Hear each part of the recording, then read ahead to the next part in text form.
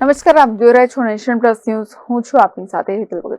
નસવાડી તાલુકાના કુપ્પા ગામના 25 જેટલા મકાનો આઝાદીના વર્ષો પછી પણ રસ્તાથી વંચિત જોવા મળી રહ્યા છે, જેમાં સરકારે સાંકડીબારી સુધી 14 કરોડના ખર્ચે રસ્તો બનાવ્યો. 1.5 કિલોમીટર દૂર કુપ્પા ગામના લોકોને રસ્તાથી વંચિત રાખ્યા છે.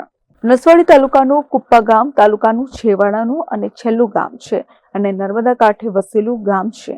ત્યારે આ ગામમાં પહોંચવા માટે સાંકડીબારીથી 1.5 કિલોમીટર કાચો રસ્તો છે અને વચ્ચે 2 જેટલા કોતરા આવે છે. પ્રાથમિક શાળાએ જવાનો રસ્તો પણ કાચો છે.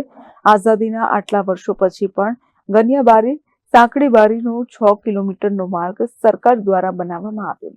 ત્યારે પંચાયત માર્ગ મકાન વિભાગના અધિકારીઓની નિષ્કાળજીના કારણે કુપ્પા ગામના લોકો રસ્તાથી વંચિત રહી ગયા. ગ્રામજનોનો આક્ષેપ છે કે ગામથી 1.5 કિલોમીટર દૂર રસ્તો બનાવ્યો ત્યારે અમારા ગામને અન્યાય કર્યો છે. ચોમાસાના સમયમાં આ રસ્તા ઉપરથી પસાર થવાતું નથી. કુપ્પા ગામમાં કોઈ બીમાર પડે તો તેને ઝોલીમાં નાખીને સાંકડીબારી સુધી લઈ જવું પડે છે. જ્યારે નર્મદા કાંઠે અમારું ગામ વસેલું છે. નજીકમાં નર્મદા ડેમ અને સ્ટેચ્યુ ઓફ યુનિટી આવેલ છે. ત્યાંનો વિકાસ સરકારે કર્યો છે. ત્યારે 2 કરોડનો રસ્તો વધારે મંજૂર કર્યો હોત તો અમે આજે રસ્તાથી વંચિત ના રહી જાત. જ્યારે ગામમાં પીવાના પાણીની પણ સુવિધા નથી. વિકાસની વાતો કરતી સરકાર અમારા ગામને રસ્તાથી જોડી આપે તેવી અમારી માંગ છે. જ્યારે આદિવાસી વિસ્તારના લોકોને રસ્તાની સુવિધા મળે તે માટે આદિજાતિ વિભાગને કરોડો રૂપિયાની ગ્રાન્ટ ફાળવે છે, ત્યારે આવા ગામોને રસ્તાથી વંચિત કેમ રાખવામાં આવે છે?